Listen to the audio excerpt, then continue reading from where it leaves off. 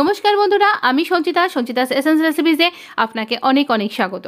Lemon pepper chicken, so tasty, so yummy, আর তৈরি করাও কিন্তু ভীষণ সহজ।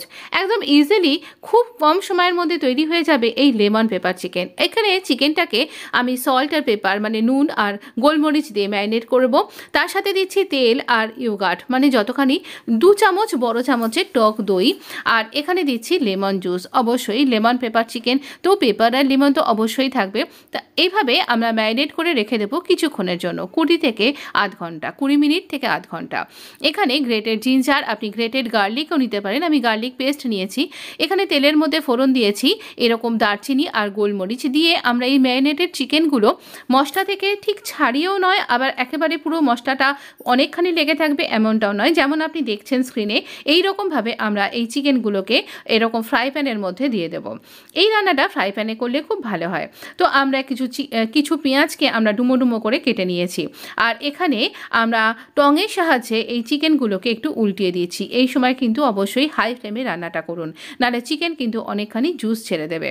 তো আমরা এখানে এই চিকেনগুলো থেকে এই রকম করে টার্ন করে নিচ্ছি। একটা দিক ভাজা হয়ে গেছে, আর একটা দিক আমরা ভাজতে দিয়ে দিচ্ছি। তো এখানে খুব বেশি ভাজা হবে না, জাস্ট এই কালারটা চেঞ্জ হবে সেই পর্যন্ত আমরা এটাকে এই রকম করে উল্টিয়ে পাল্টিয়ে কুক করে নেব। তো আমার এরকম করে এটা কুক করা হয়ে গেছে। এবার আমরা এটাকে উঠিয়ে রাখছি আর একটা আলাদা পাত্রে, কিন্তু এর মধ্যে আর কিন্তু এক্সট্রা করে কোনো তেল অ্যাড করবেন না। এই তেলের মধ্যেই আমরা দিয়ে দিচ্ছি এই কুচানো পেঁয়াজটা। 2টো বড় সাইজের পেঁয়াজকে এই রকম করে ডুমো ডুমো করে কেটে নিয়েছি। তো এবার চিকেনের জন্য এই পেঁয়াজগুলোকে খুব যে লাল করে ভাজতে হবে তেমনটা কিন্তু নয়, একটু জাস্ট চিকেনের সাথে এইরকমভাবে মিশেও যাবে আমরা এরপরে যখন অ্যাড করব। তাই জন্য আমরা এরকম এই ক্রাঞ্চি বাইটটা থাকবে। তো আমরা একটুখানি সফট হতেই পেঁয়াজগুলো অ্যাড করে দিচ্ছি এই চিকেনটা, আর সেই সাথে ওই যে ম্যারিনেটেড মশলাটা ছিল সেই মশলাটাও অ্যাড করে দিলাম। দেবার পরে কিছু কাঁচা লঙ্কা, যতটা ঝাল আপনি খেতে চান সেটা অ্যাড করে দিন, আর দিয়ে খুব ভালো করে নাড়াচাড়া করুন। দেখুন এবারে আমরা মিডিয়াম করে দিয়েছি আঁচটা, আর সেই সাথে দিয়ে দিচ্ছি ওই মশলা ধোয়া বাটির একটুখানি জল, হাফ কাপ মতন দিয়ে এটা এবার তৈরি হবে 5 মিনিটের জন্য চাপা দিয়ে। দেখুন আমার চিকেন কিন্তু একদম সেদ্ধ হয়ে গেছে, আর কতখানি টেম্পটিং দেখতে লাগছে বলুন তো।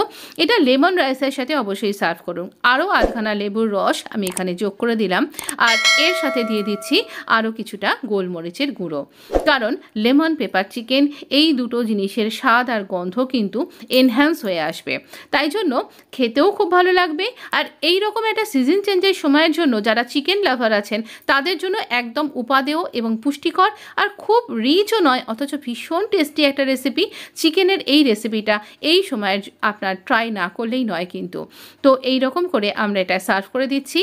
আর যারা এখানে ঝাল খেতে ভালোবাসেন তারা এখানে কাঁচা লঙ্কা আর গোলমরিচের পরিমাণটা আর একটুখানি বাড়িয়ে দিন, তাহলেই আপনার আর খেতে কোনো অসুবিধা হবে না।